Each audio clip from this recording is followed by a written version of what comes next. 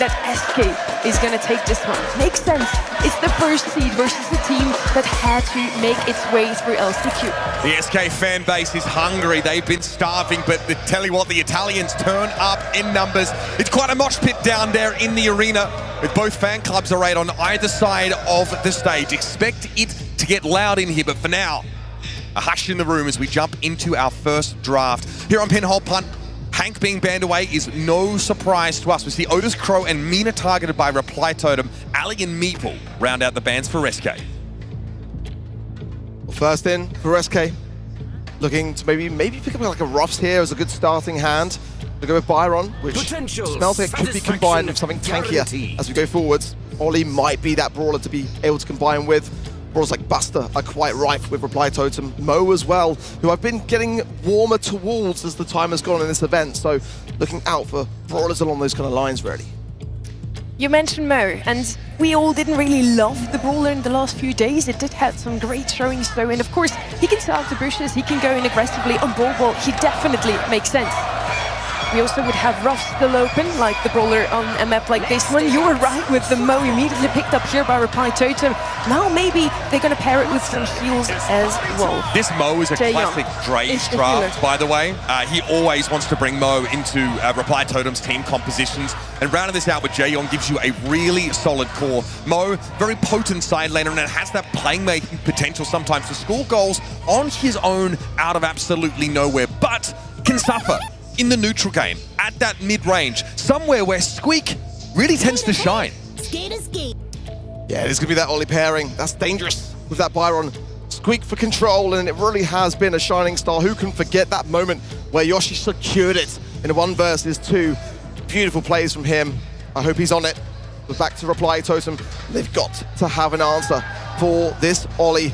It's quite a dangerous one at that. Sometimes Gale could be an option. Max has been really coming back in terms of the meta, and Reply Totem don't mind that kind of brawler to have that additional maneuverability. It's going to be Lily going through. Aggression is the game today, it seems. A Totem have played like this all weekend. They have been in your face and they've refused to give an inch. That Ollie Squeak combination is definitely something that can cause problems. If you could land a slow off that residue gadget, it's very easy for Ollie to connect, especially with his jump gadget, and get a pretty massive hypnotize off. Couple of 1-2 punches here on both sides of the field. Reply Totem, though, they have the hard engage potential. If they can avoid getting knocked into the corner of the map, they'll be fine. It's SK Gaming, the uncrowned kings versus the Roman Empire to kick us off in our first quarter fight. But already Angel Boy stunned up there by Joker, but has the damage off the super to convert. And Maru wants to step forward. He's looking dangerous in this spot. Yoshi flattened. Nice super there from the Mo, and Ope can only clear the ball. A very aggressive start from Reply Totem. Really putting the pressure on straight out of the gates.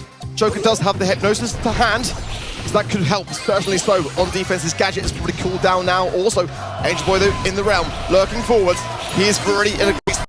OPE gets some taps off, but the heals were there. And SK, again, a solid defense. Really important Byron super there for defense. Ope could have been in deep trouble, otherwise Joker's definitely going to have Mallory double hypnotized here, and it's an easy pickup.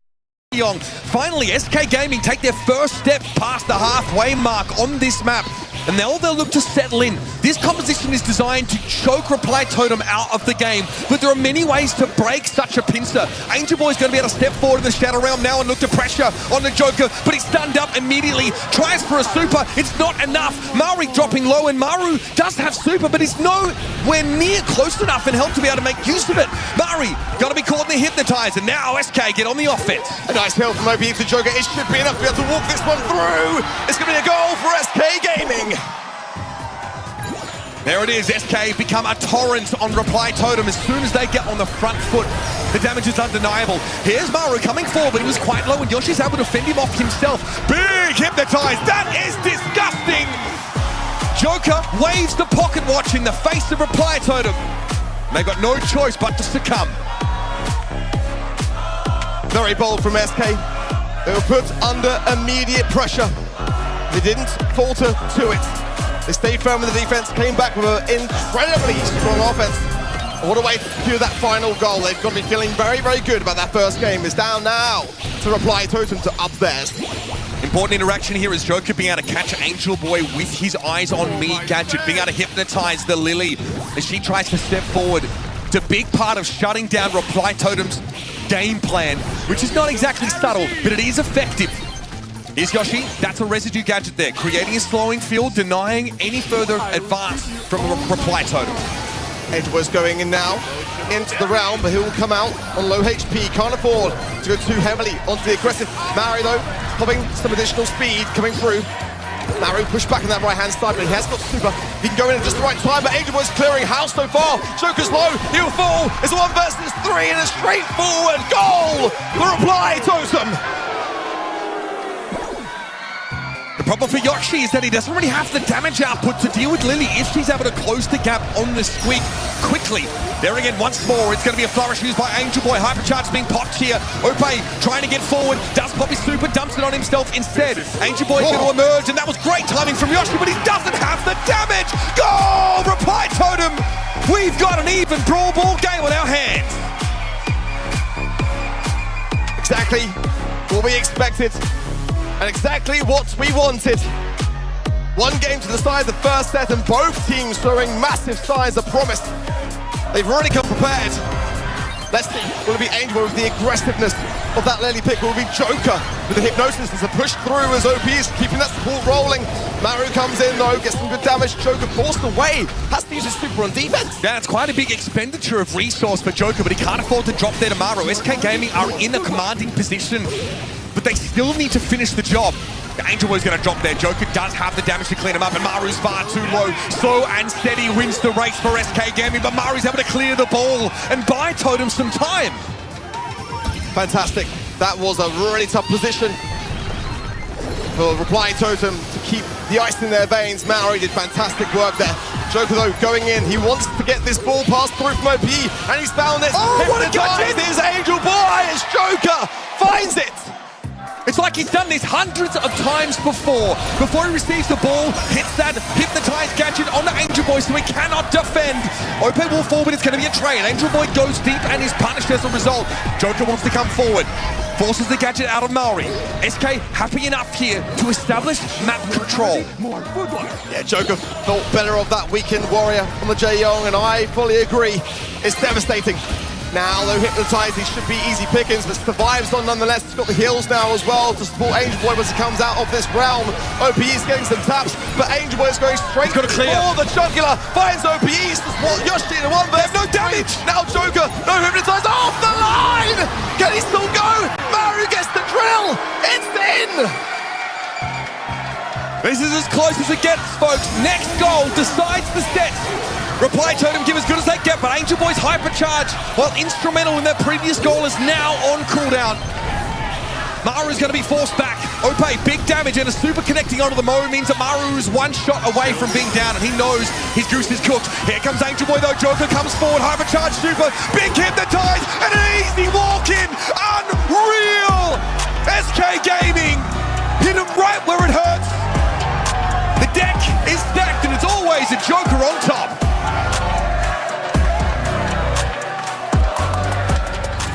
That could have gone either way. Both of these two teams showing exactly what they're worth. But SK Gaming by a slither, able to get that first set, and that first set's momentum can be so brutal on the world stage. Angel Boy, though, had a fantastic game. I really liked what he brought with this Lily pick.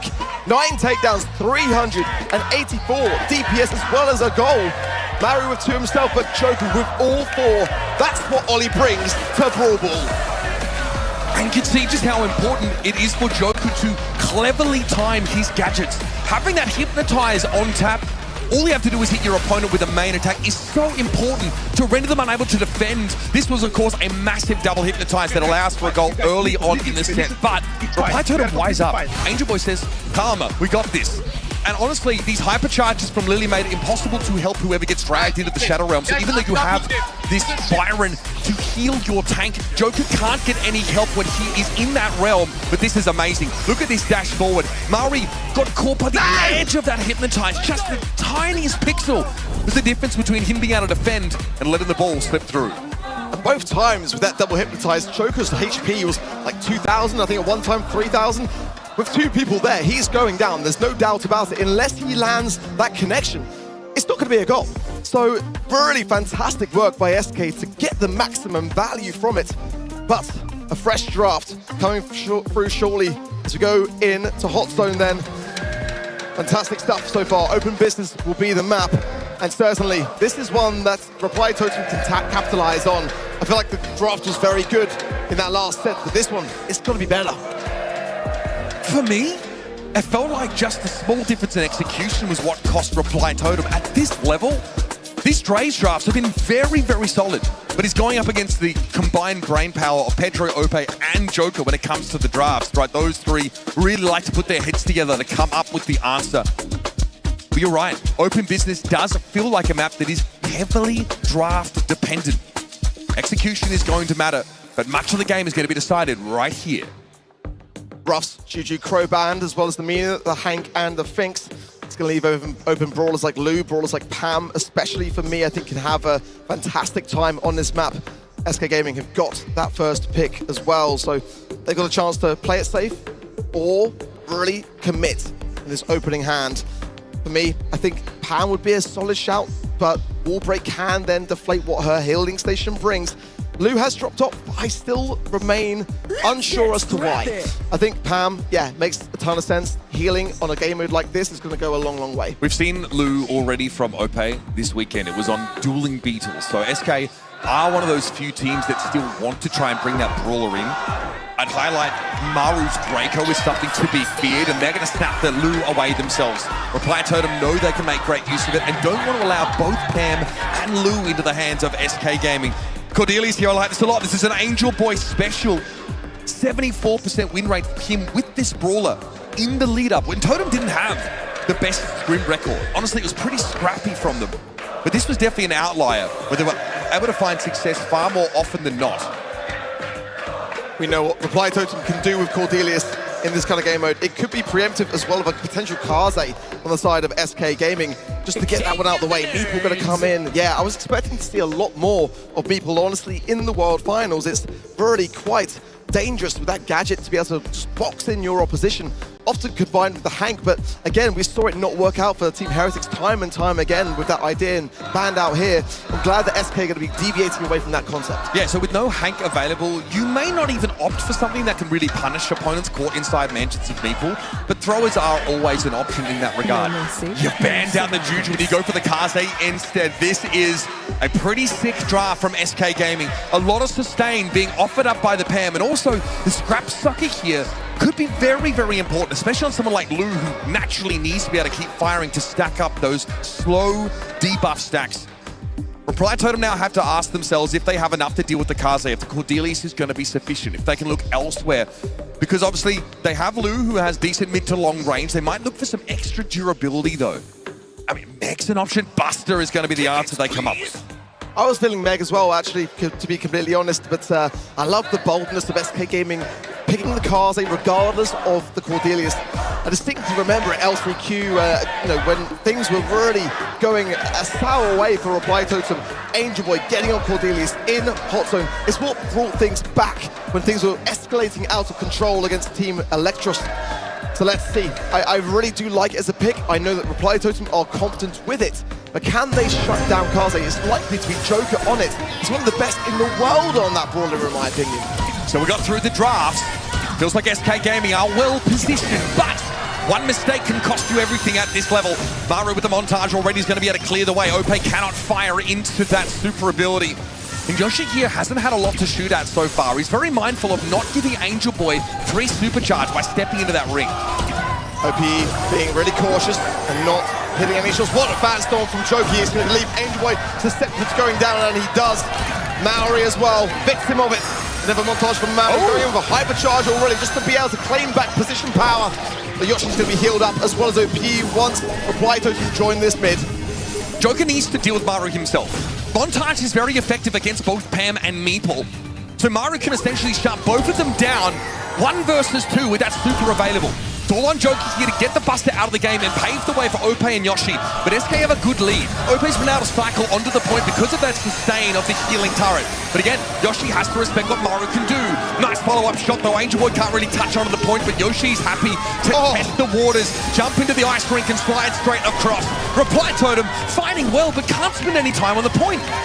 Yoshi is absolutely tapping on this meeple. Joker lurking, Maru finds him. He's going to have to be able to retreat back slightly here. Oh, a bit too close for comfort.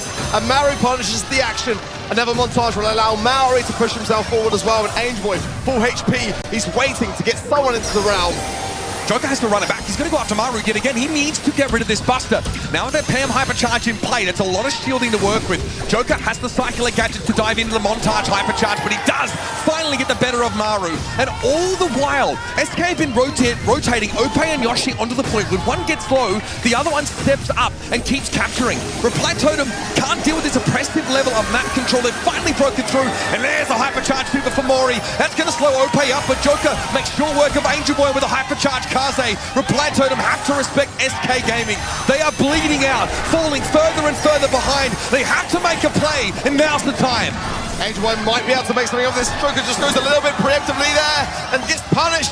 Now Reply Totem catching up for lost time, but SK Gaming, they only need 10% on the zone. And that healing station from OPE should be able to secure that right-hand side.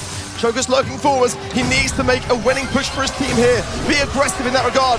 Angel Boy forcing OPE into the round. Joker low HP. It's getting so close.